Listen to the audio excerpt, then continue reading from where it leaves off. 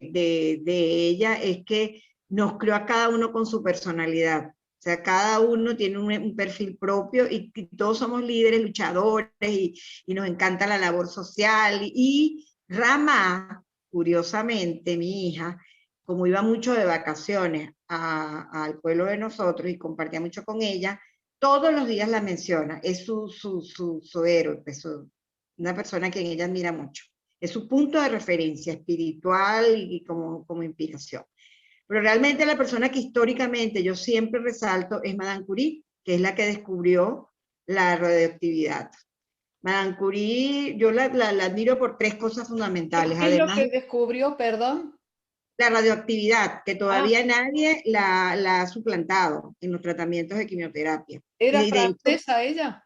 no polaca. Y de hecho Ah, muere contaminada. Ella muere contaminada por los rayos X porque se sometió a todas las pruebas que había que hacer. Pero lo que yo destaco de Madame Curie, primero que fue la única mujer que recibió 2 premios Nobel, con el marido, el de física y el de química.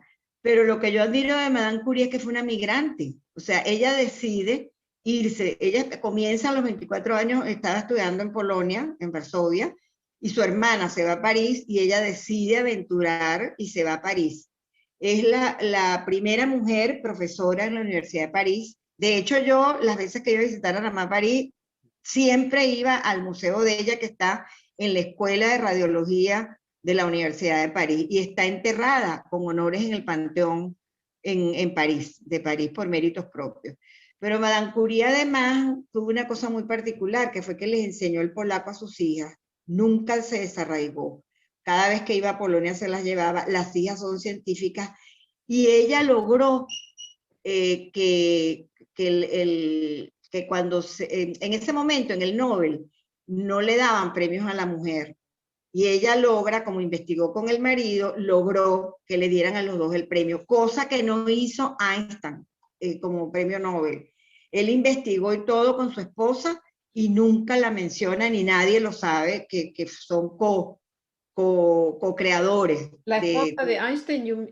sí, sí, sí, sí, es ¿Sí? muy conocido aquí y recriminado por esa parte. O sea, Ah, lo que quiero destacar, porque no me gusta para destacar a uno, hundir a otro, lo que yo quiero destacar de Marie Curie, como dije, son tres cosas. Nunca perdió su raíz polaca.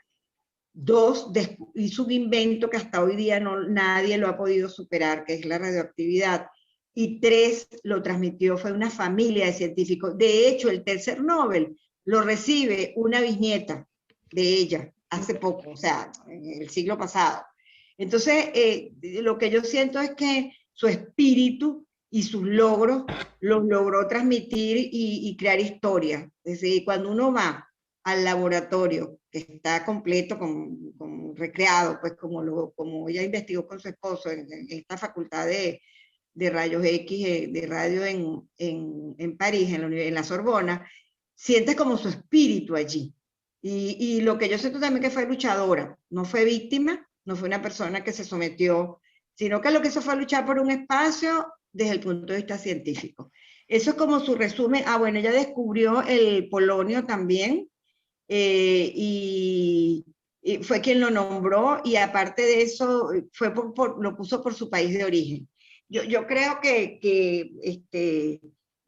lo de la radioactividad hasta hoy día, aunque lo han tratado de sustituir y todo, tuvo un impacto y sigue teniendo un impacto muy grande y las investigaciones que se están haciendo en este momento es para superar ese gran invento de Madame Curie. O sea, que la radioactividad no produzca las consecuencias que en ese momento, como caída del pelo, algunas personas adelgazan, cambios en la piel, no estén presentes, pero como invento y como núcleo original, no la han superado. Ese es como el resumen y ahí lo tienen. Ella murió a los 66 años. Su esposo murió a temprana edad y se sumió en una depresión muy fuerte y también la superó. O sea, una mujer de mucho valor. Mandrita, puede Y ser, tiro de memoria, pero me suena haber leído, yo creo que es Marie Curie, es que no recuerdo mucho. Me suena además que también se le atribuye el hecho de que no patentó nada de su trabajo, con lo que fue libre para todo el mundo, que fue un gran acto de generosidad todo lo sí, que realmente ella hizo. que lo leí en un artículo y me quedé como, joder, ¿no? Porque hay muchos científicos que sí se lo quedan, ¿no? Al final para enriquecerse. Porque ella recibió, tienes razón, de Baki, pero eso también ocurre porque le dieron el Nobel de inmediato. Y al darte el Nobel, ya tú no necesitas patentar. O sea, después que tú recibes el Nobel y tienes un reconocimiento tan importante y eres reconocida por eso, y además 2 seguidos, física y química, pues, además, lo que tú dices, fue una mujer de verdad profundamente generosa, buena madre, dedicada a su pareja. O sea, yo creo que en términos humanos y como mujer hay que celebrar a Madame Curie, por eso yo la escogí. Y siempre cuando me preguntan, ahorita me acaban de hacer un proyecto aquí de mujeres después de 60 años y me preguntaron a quién admira usted, y dije mi mamá y Madame Curie. Ahora, Ella murió. de tu madre, di algo sobre tu madre.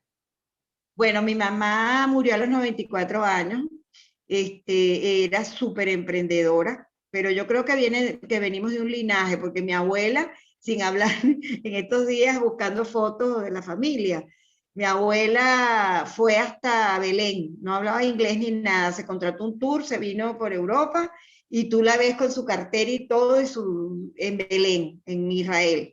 O sea, que yo creo que eso viene mucho del linaje de nuestra familia y también esta piel y estilo de la edad. Eso también te da como otro entusiasmo de vida. O sea, y mi mamá siempre estaba inventando.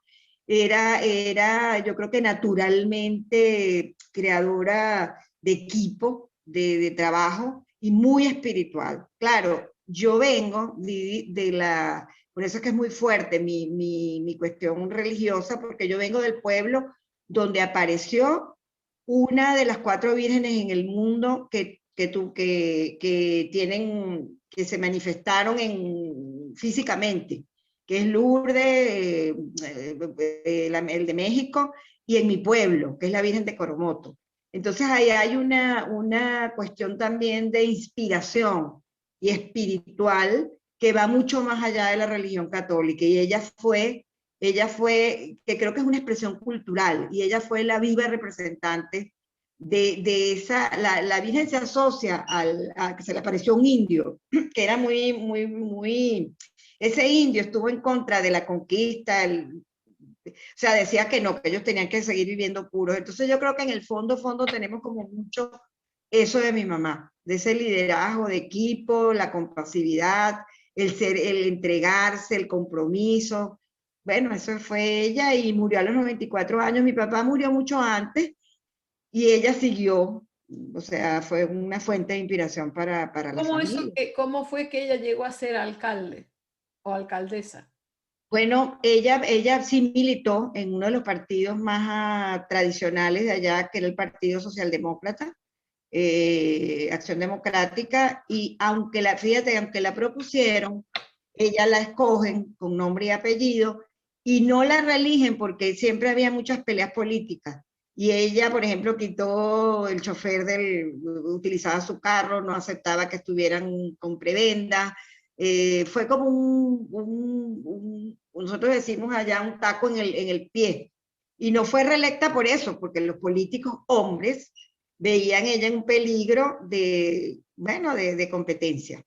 Pero fue electa, ella la propusieron. ¿En qué ciudad fue alcaldesa? En Guanare, que es la capital espiritual de Venezuela, por la Virgen de Coromoto, y es un estado que es muy rico en agricultura y queda justamente, es centro occidental, queda a 4 horas de la frontera con Colombia y a 4 horas de Caracas. Y a otra cosa, promovió y hacía de todo y de hecho lo hicimos para que todos tuviéramos un título. Yo me acuerdo que yo lloraba cuando iba de vacaciones, yo no quiero volver, yo me quiero quedar en Guanare, yo no quiero estudiar. No, váyanse porque es muy importante que tengan un título, no por el título como tal, sino porque aprendan de la vida. Y además nos enseñó, yo recuerdo yo ahorita fui con mi nieta a visitar a la tumba aquí de los Andersen porque mi mamá nos compró todos los cuentos infantiles, nos ponía a oír música clásica, nos vinculó, yo pienso que con un mundo global en su tiempo, y estoy hablando de 50 y 60 años atrás, yo tengo 70, o sea, desde chiquito a todo, leer los clásicos. Me acuerdo cuando venía a Europa te podía identificar en cada museo obras O sea, podría estar hablando de ella todo el día, ya que me preguntaste, Didi.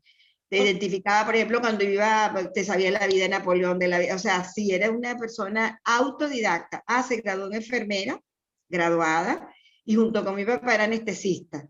Mi papá era pediatra y mi papá operaba y ella era anestesista. Ah, mira. Uh Y así -huh. se conocieron. Bueno, mi papá fue a hacer posgrado en Caracas de pediatría y ahí ella estaba de enfermera y ahí se conocieron. Ah, muy bien. Él le dijo que se fuera. Y tiene un gran valor porque mi papá era hijo único y mi abuela, la mamá de mi papá, era una mantuana que cuando llegó era una del pueblo, de la clase, y mi mamá se los metió a todos en el bolsillo. Al final nadie se dejaba inyectar, nadie se dejaba tomar la atención, nadie si no era con ella. O sea, era una persona bien, bien especial. Yo creo que ya está bien, Didi. Muy bien, Mandrita, muchas gracias, muy lindo. Muy bien, ahora, Rajeshri, ¿quieres contar algo tú? Sí, Bueno, así rapidito. sí. Sí, simplemente, bueno, sé que hay muchas mujeres que han hecho historia y conozco muchas y las admiro, pero yo siempre he tenido un poco más de admiración a esas mujeres que no se ven, ¿no? Que trabajan así en pequeños territorios, en su casa o en comunidades. Yo estuve trabajando en Centroamérica de voluntaria y claro, yo vengo de una familia donde las mujeres nunca han tenido ni se han visto por detrás de nadie, ¿no? Entonces yo no conocía ni el machismo, ni siquiera que había mujeres pues siempre detrás de los hombres. Y cuando llegué a Centroamérica y estuve en una comunidad, claro, me cambió la perspectiva totalmente y empecé a admirar a ese tipo de mujer, a la que es luchadora, que tiene a lo mejor 7 hijos, 10, 5, y sin maridos o que los maridos nunca están ahí. Y ella saca adelante a esa gente y en su comunidad son luchadoras, se organizan, son capaces de organizarse y montar eventos y cosas para favorecer a su comunidad. Entonces yo creo que mi homenaje de hoy sobre las mujeres para esas mujeres, de las que nadie habla y son las que siempre están ahí, no solo madres de familia, sino mujeres que luchan por su comunidad y o sea, sin salir, sin tener que hacer obras fuera de donde están, plantando semillita cerca de su comunidad. Esas son las que yo realmente admiro más. Muchas Y gracias. nada más. Muchas gracias. Nada. Gracias. Muy bien, Ragini. Bueno, igual, yo quería seguir un poco la línea de Rajashri. Quería hablar de una forma de feminismo, incluso de mujeres que tradicionalmente son machistas. En el sur, bueno, ya sabéis, aquí es una cultura muy machista y en Córdoba más todavía. En Córdoba es como, de verdad, los hombres son moros, de verdad. Entonces quería contar simplemente un ejemplo de, de mi madre, que seguramente es una de las personas más machistas que conozco, pero aún así ha tenido su momento en su vida. Bueno, mi madre no pudo estudiar de pequeña porque con 5 o 6 años ya estaba trabajando. Entonces, cuando yo empecé a ir al colegio, le enseñaba yo un poco las letras y, bueno, en cualquier caso, tuvo 4 hijos, tampoco tenía mucho tiempo, ¿no? Y cuando ya mi hermano pequeño tenía una cierta edad, se le ocurrió ir a apuntarse al colegio, pero por supuesto tenía que hacer a escondidas de mi padre.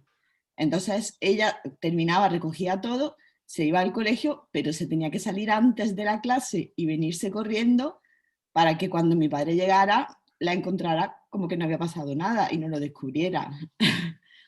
Así estuvo varios años, hasta que al final mi padre se dio cuenta, bueno, se lió, feminista, patatín, patata, y tú qué quieres, si vas a aprender a escribir y patatín, bueno, todas esas cosas.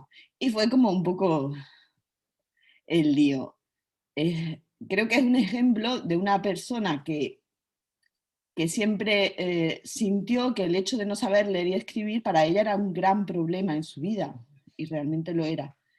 Y a pesar de no tener ninguna posibilidad, ni siquiera el concepto de lo que era ser autónoma o tener derecho a algo, pues intentó, en las circunstancias que tenía, pues hacer algo, avanzar un poco más.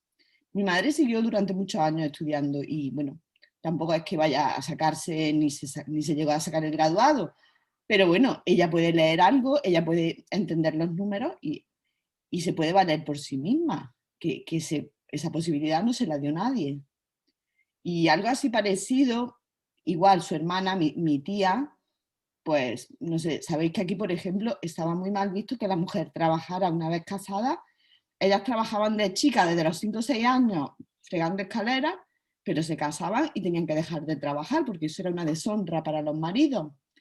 Pero, por ejemplo, en casa de mi tía, su marido ganaba dinero, pero ese dinero no llegaba a la casa porque se quedaba en el bar de abajo, siempre.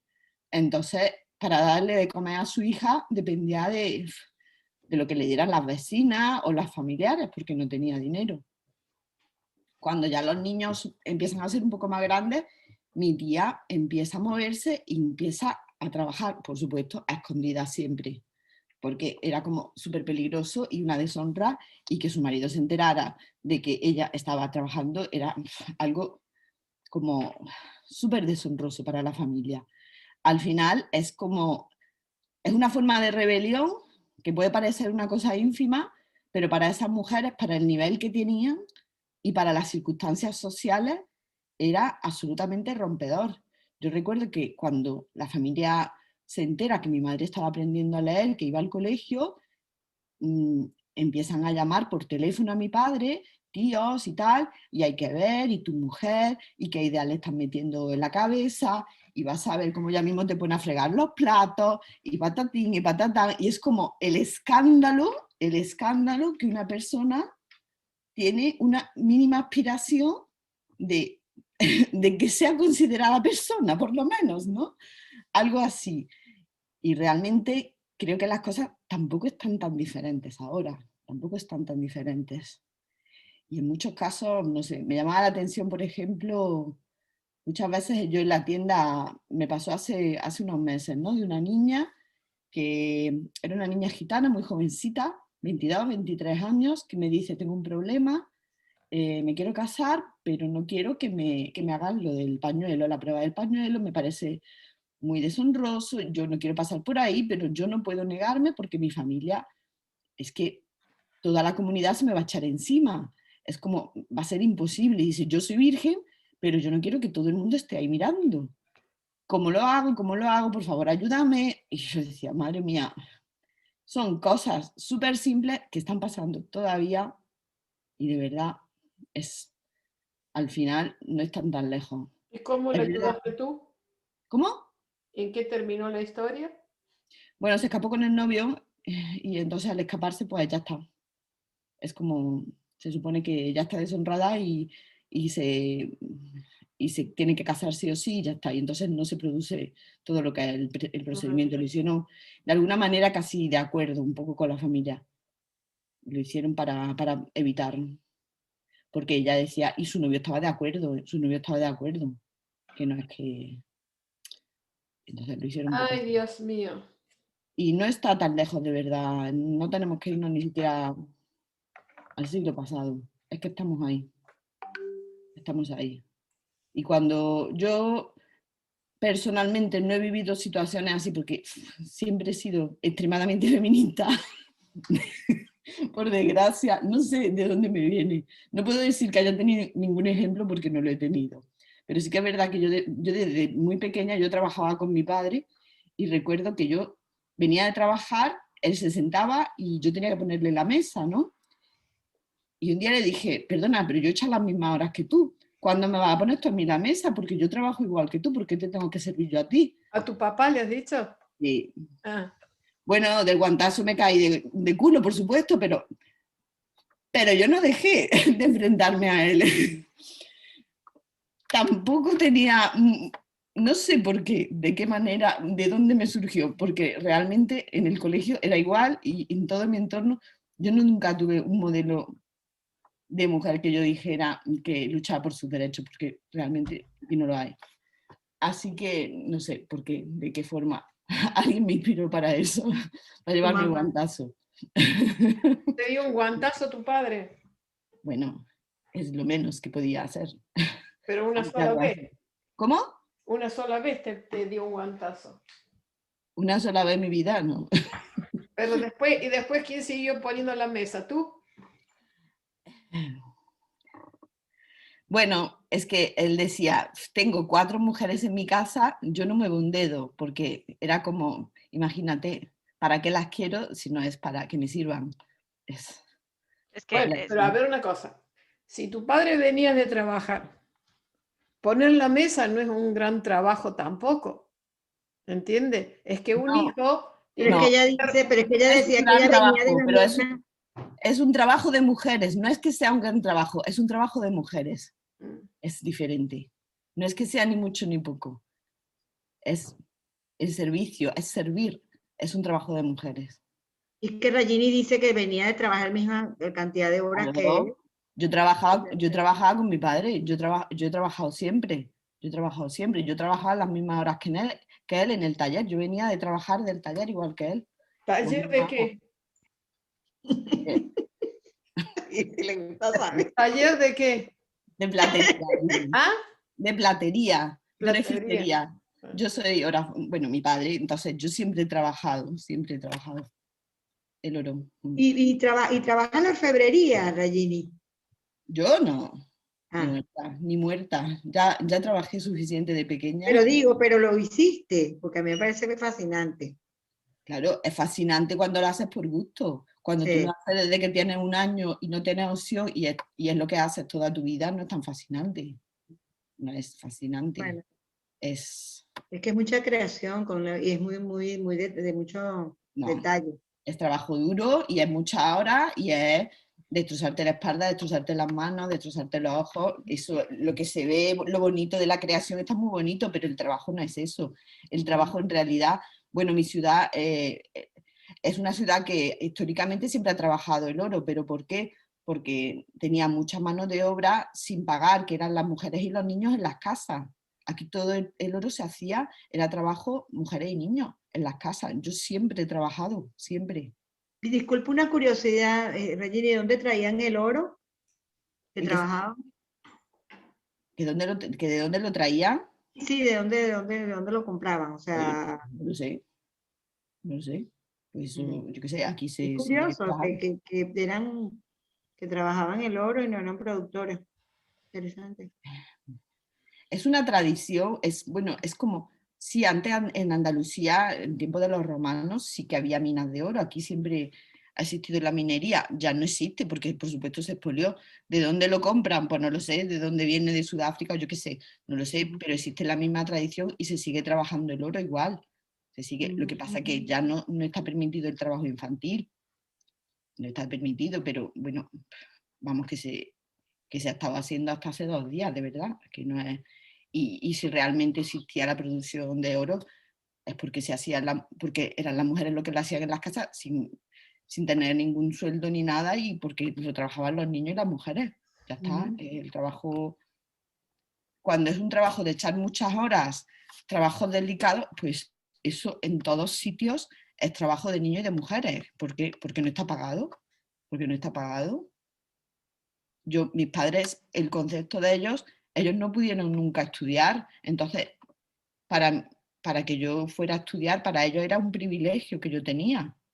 Yo tuve el privilegio de poder ir a la escuela, pero yo salía y yo tenía que trabajar, como todo el mundo, no es que fuera una cosa mía, vamos, es como todo el mundo. Terminaba de trabajar y trabajaba. Y, y estudiaba, bueno, yo no necesitaba estudiar y no necesitaba tampoco dedicarle tiempo, pero el trabajo era necesario.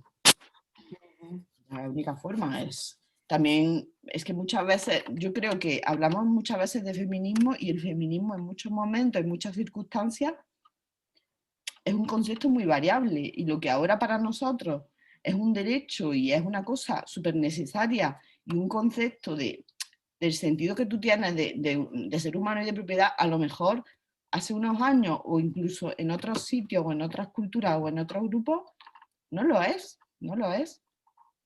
No lo sé, creo que son conceptos muy variables, no sé, en mi opinión. En mi Bueno, opinión. Ya está, lo dejo ahí. muy bien. Karina, ¿quieres contar algo tú de algo de mujer o decir alguna cosa? Desafortunadamente no me he preparado nada. He estado pensando en alguna, pero tampoco tengo mucha información. Pero ha estado todo muy interesante.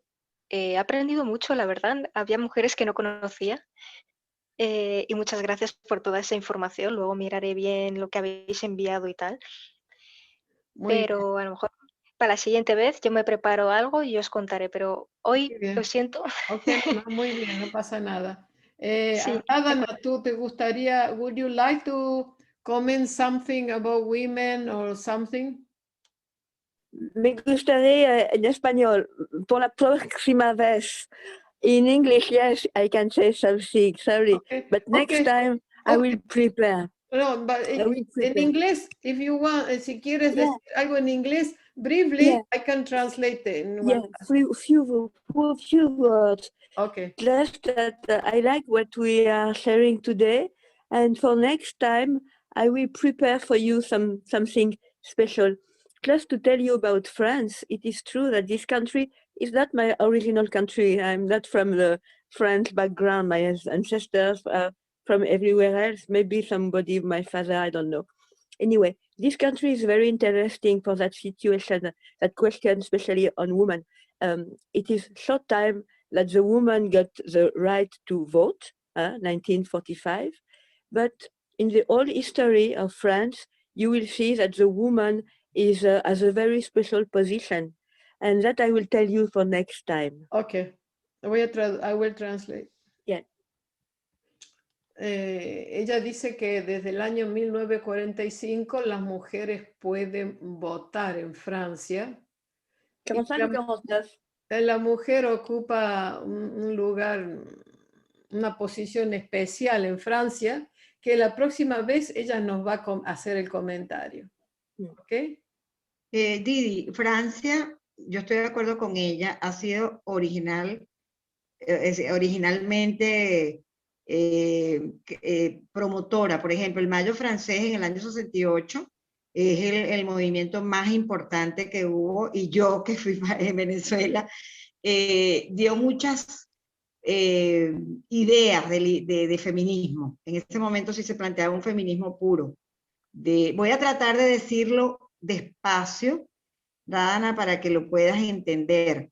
Que digo que en París se dio el Mayo francés, que fue uno de los movimientos más importantes de cambios de la mujer en el año 68, y que significó un impacto. Y dentro de la literatura feminista está Simone de Beauvoir, que aunque le podamos tener las críticas que sean, trató en su literatura y en su enfoque de vida también de demostrar esa liberación. Lo que pasa es que yo creo que se fueron al otro extremo.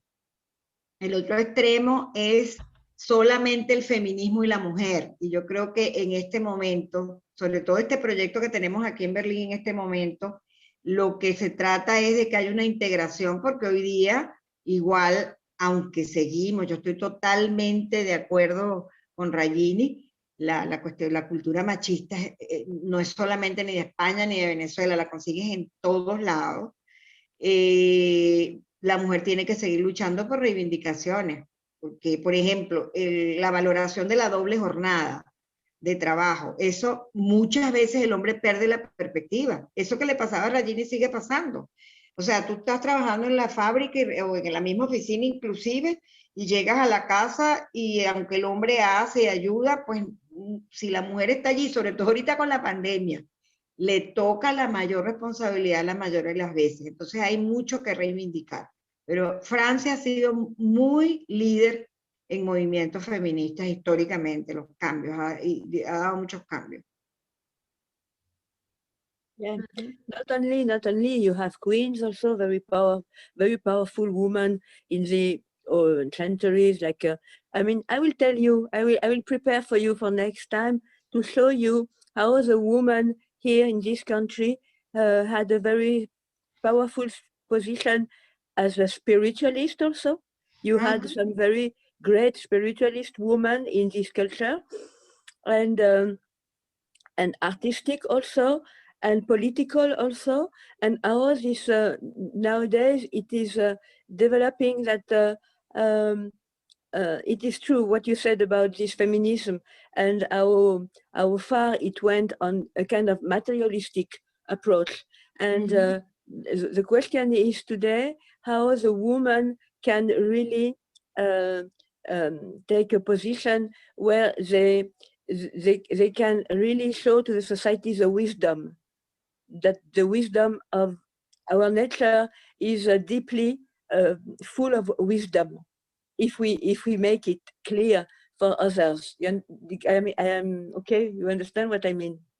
Our wisdom, and so this is what we have to find now in our country, in this country, women who have much wisdom, and we have it also now. Now in these days, many women are coming out with a very spiritual approach, deeply rooted spiritual approach, and at the same time connecting with the world, with the society, with the development of our society. So everything is moving so fast nowadays in the country, and everywhere we find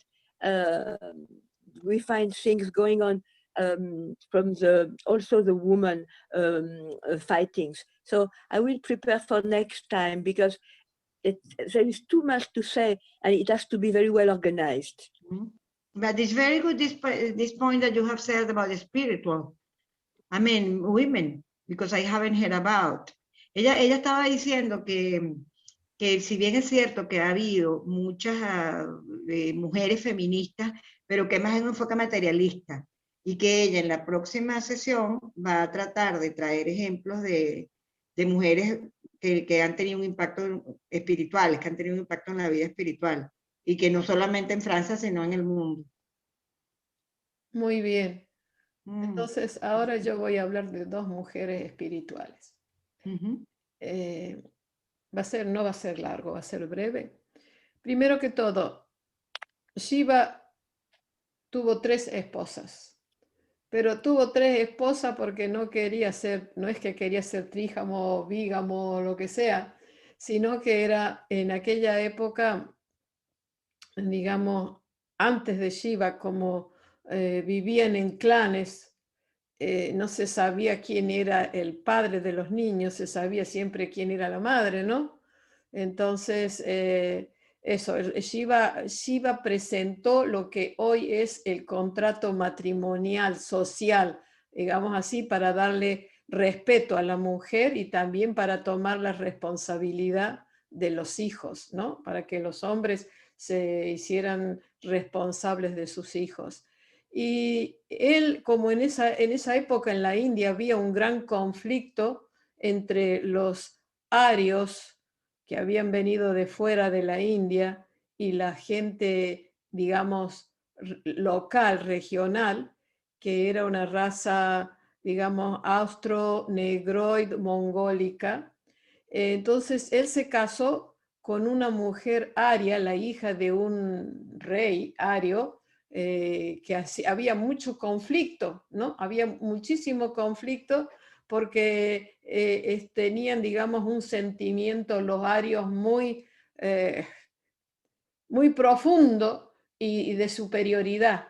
Entonces consideraban a la gente de la India de entonces así como de segunda mano, ¿no? Bueno, los llamaban esclavos, los llamaban demonios, de nada, asuras, un montón de adjetivos. Entonces, Shiva, para organizar, digamos así, para crear la paz entre los grupos beligerantes, se casó con Parvati, que era la hija de este rey, Ario, ¿ok?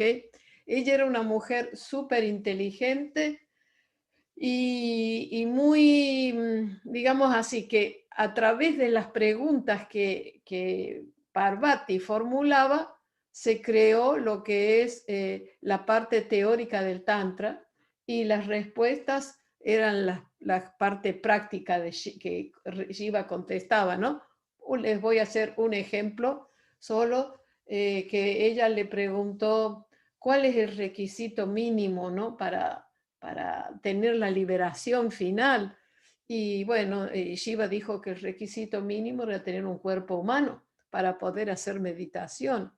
Entonces ella le preguntaba, Pero bueno, a veces sucede que nuestros hijos, cuando ella decía nuestros hijos, se refería a la humanidad. Entonces, dice, a veces tienen mucho problema para concentrarse. ¿Qué es lo que qué pueden hacer? Dice, la única solución es hacer sadhana.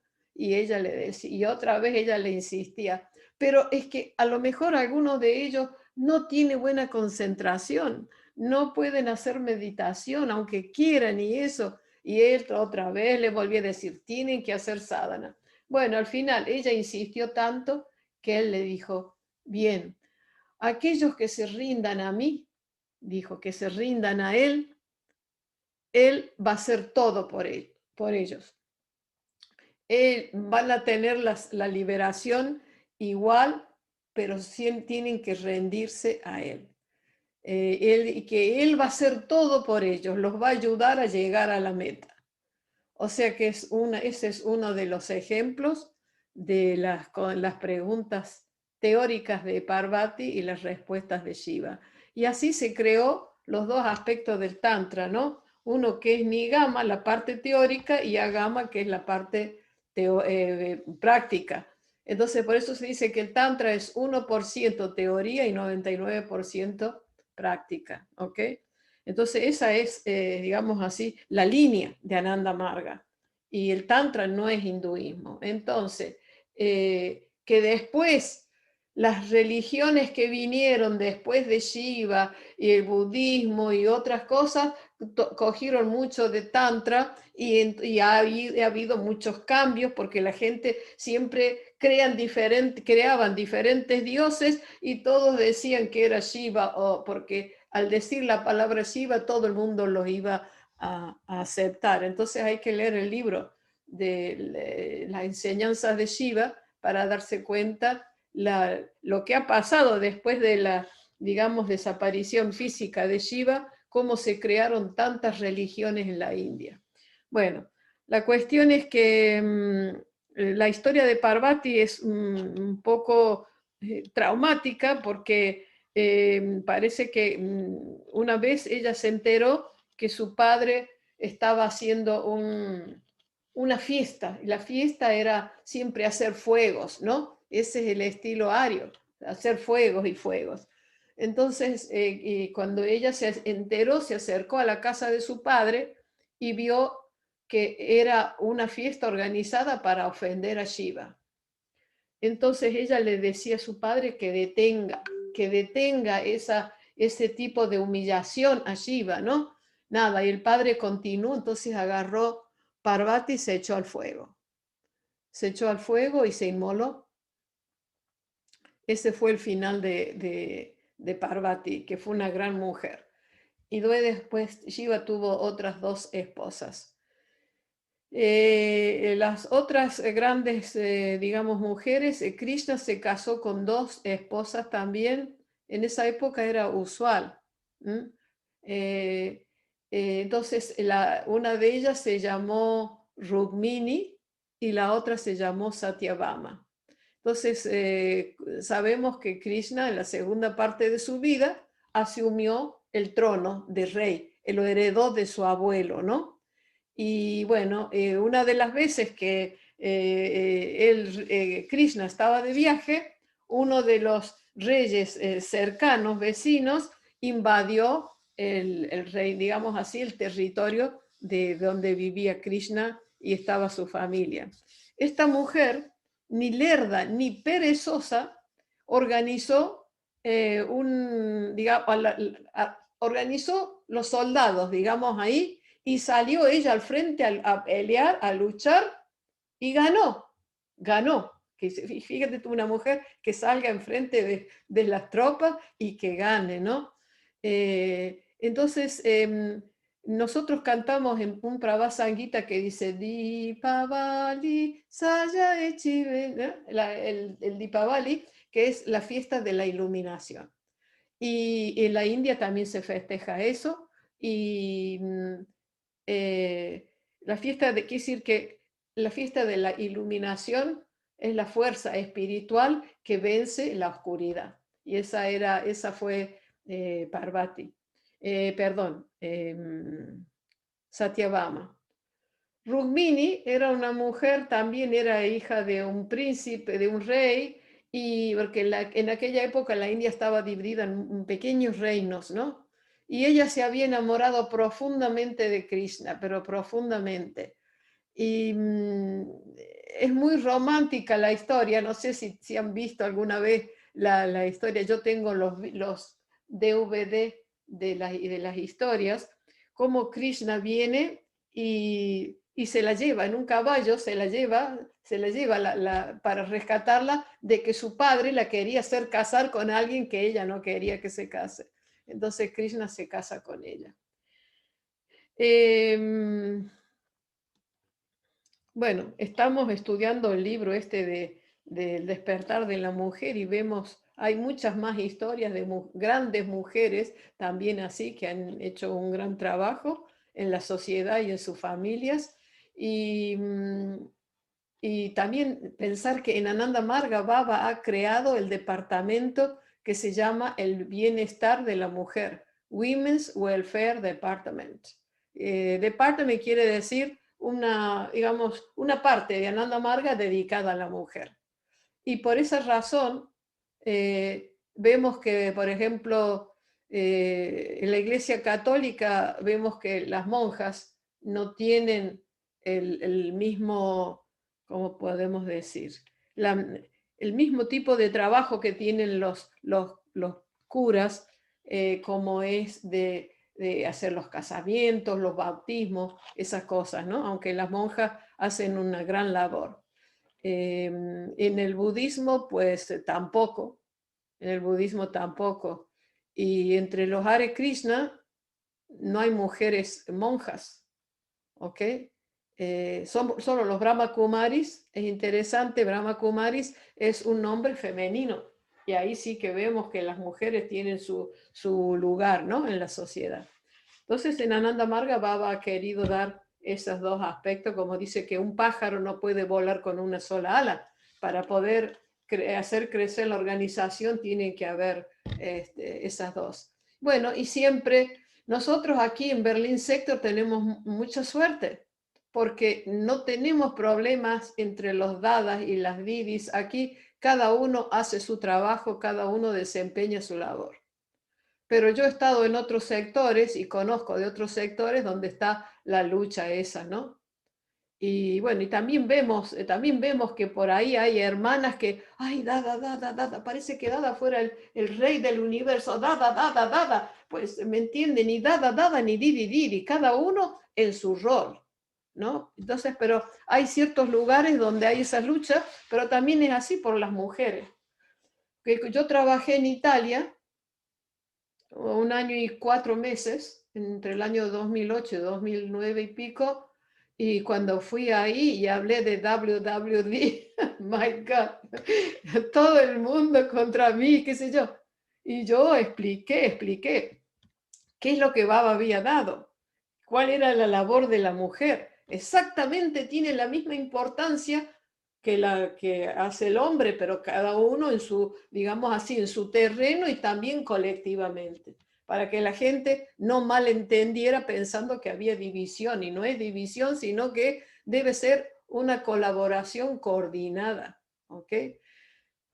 Sí, y bueno, y después, cuando ya me iba a ir yo, ya fui dominando la situación, y cuando vinieron las otras Didi ya encontraron el terreno allanado, ¿no? Así, en el sentido del WWD. Ya es aceptado, ya se sabe y cada uno tiene su lugar. Bueno, esto, y también que mucha gente piensa que la liberación es solo para, bueno, en algunos movimientos hinduistas que la liberación todavía se dice que es solo para la mujer, para el hombre, y que la mujer tiene que nacer hombre para poder llegar a la liberación, y eso es realmente es un gran dogma machista, porque Baba dice que lo único que, digamos, que la glándula pituitaria y la glándula pineal, que son las que tienen importancia en la espiritualidad, son iguales tanto para el hombre como para la mujer. Y no, Ananda Marga no está de acuerdo en absoluto sobre eso, y ha habido también en la historia de la espiritualidad grandes mujeres, a tal punto que en la época matriarcal las mujeres eran las madres de los clanes y eran las dirigentes de su clan, ¿no? Y los hijos en aquella época llevaban el nombre de la madre del clan. Y en fin, después vino la época patriarcal y todavía estamos luchando en la sociedad por esto. O sea que, en fin, la moraleja es que la espiritualidad y los derechos son tanto para los hijos como para las hijas del Padre Supremo. Bien, nada, yo quiero ser breve nada más al respecto. ¿Algún comentario? ¿Alguien quiere agregar algo? Tú dijiste algo, Didi, que es bien importante, y es que Ananda Marga, bien bueno que tú fuiste precursora en cierto sentido en movimientos donde se hablara de la igualdad, pero yo creo que es el reto que tanto Margues como Didi depende del entorno cultural en donde se desarrolle. Allí tiene que haber una lucha muy fuerte para que las Didi, sobre todo, que tienen los mismos derechos, tengan una presencia. Yo me acuerdo que Rama y yo fuimos a un encuentro en Missouri, había 300, regional, de la zona de allá de Estados Unidos, y eran 350 margas, imagínense, era una cosa bestial el sentido que había en ese encuentro. Y yo me acuerdo, la Didi que nos inició a nosotros, que es Anurada, no sé si la conoces, que es la irlandesa, sí. ahorita en Costa Rica, lideró allá un movimiento, pero fuerte. ¿Y sabe quién estaba de visita? ¿Quién invitaron? A Nanda Karuna, que estuvo, que era quien cuidaba hasta el final, y fue una de las primeras que apoyó que realmente se hicieran reivindicaciones, porque en la región, al estar, fíjate, no está Estados Unidos y Suramérica, había como mucho eso de que los dadas querían como imponer su estilo y su forma para las Didi. Y yo creo que tiene que seguir, aunque hay unas razones filosóficas, espirituales, de que haya un Jagriti para mujeres y un Jagriti para hombres, yo creo que la tendencia cada vez más, hasta por necesidades, por ejemplo, en Venezuela nos costó muchísimo tener otro Jagriti para hombres, que es donde estaba Proud. Creo que con el tiempo, por ejemplo, se ve que las mujeres hagamos kirtan por un lado, los hombres por otro. Eso tiene sus explicaciones quizás, pero yo creo que ese tipo de cosas pequeñas son las que en un momento dado hacen que lo que tú dices, que muchas Didi piensen que es el dada quien tiene que decidir. Y entonces, bueno, se vuelve después una cuestión que hay que pelear lo que fue la filosofía básica de Baba de que realmente existiera una igualdad. Y tiene ahí el peso cultural de nuevo, histórico. Depende de dónde se desenvuelva. Claro. Es un reto. Sí, y que también hay que ser valiente, ¿no? Bueno, yo personalmente, a mí el único que me puede dominar es Baba.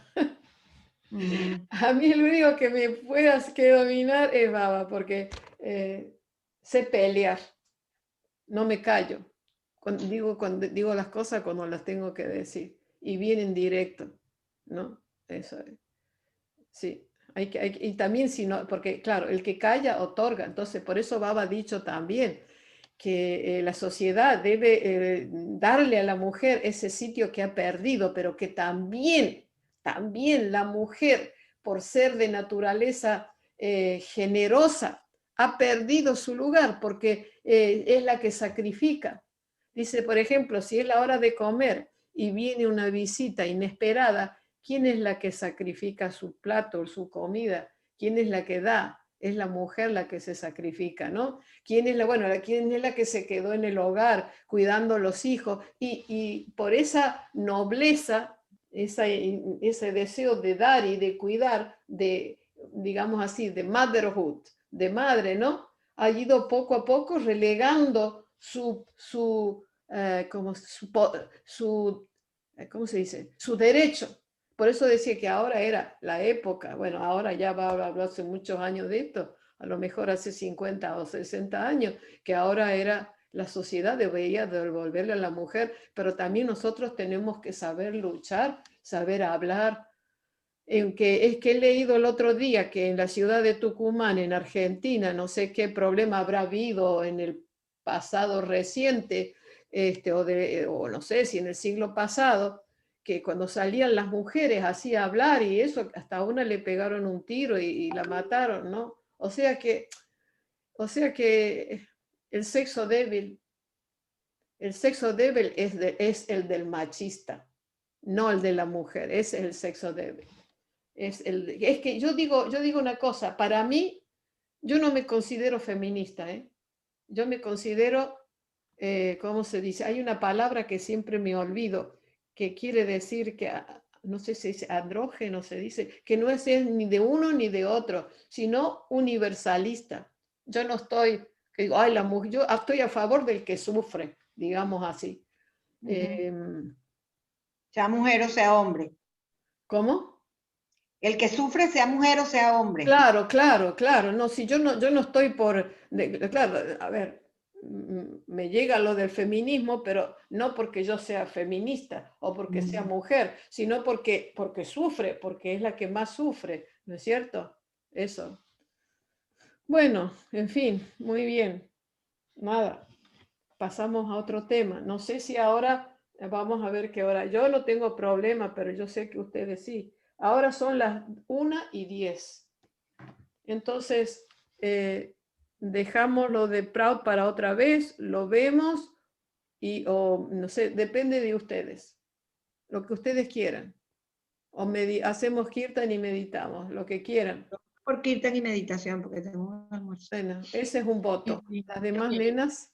Sí, Kirtan, Didi. Kirtan, por favor. Yo, Bueno, ¿puedo hacer bien. una puntualización solo sobre lo que Sí. hemos hablado?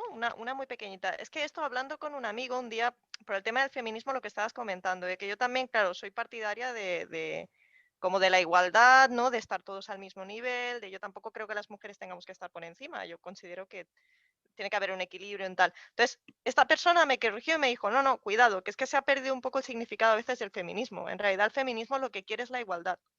Quiere los mismos derechos que No, para las claro, mujeres. claro. Sí, por eso, o sea. Claro. El feminismo lo que quiere es esos derechos. Sí, es que tengamos las mismas posibilidades, los mismos derechos, exacto. Sí, es verdad, lo que estabas diciendo es verdad, pero también es verdad que en una situación de tanta diferencia, es necesario, es como, hay que empujar más para llegar a esa igualdad. Por eso a lo mejor lo que se habla de las cuotas o lo que se habla de algunas formas de protección a lo que es la mujer, es que si tú te quedas con una forma legal de que somos todos iguales, realmente la mujer no llega, porque el escalón es tan grande que hasta que no se produzca eso, de alguna manera hay que apoyar. Hay que hacer un poco de discriminación positiva hacia la mujer en ese sentido, hasta que se llegue a esa igualdad, porque si no, no se llega. No, es que hay que hacerlo, porque, por eso digo, por el más Yo estoy a favor de la discriminación positiva más que nada para llegar a esa igualdad. No es que quiera llegar a estar por encima, pero la diferencia es tan grande que si no se empuja en esa dirección, no se llega nunca. Bueno, a ver, hay muchos grupos feministas que se basan en ideas personales, como por ejemplo el aborto, en fin, ¿cómo se dice? El sexo libre o muchas cosas de ese estilo, porque les falta un ideal profundo en la vida. Generalmente el grupo feminista generalmente se mueve porque eligen un issue, ¿cómo se dice? Un tema en especial, y eso es lo que las va uniendo. Por eso hay muchos grupos de feministas que tienen diferentes ideales. Esas mujeres que tienen, Baba, creo que Baba había mencionado hace mucho tiempo que, como quien dice, uno tendría que hacer prachar en esos grupos porque son mujeres que tienen mucha fuerza, ¿no? Pero les falta ese ideal profundo de la vida. Pero tienen mucha fuerza. Eso es. Es una pena que si entraran en la parte espiritual también serían increíbles. De cualquier manera, Baba dijo que en la lucha, en la vida, dice, mis hijas van a estar en el frente. O sea que tenemos que utilizar toda nuestra posibilidad nuestra determinación para poder hacer cosas buenas. Bueno, muy bien. Les cuento, he grabado este vídeo.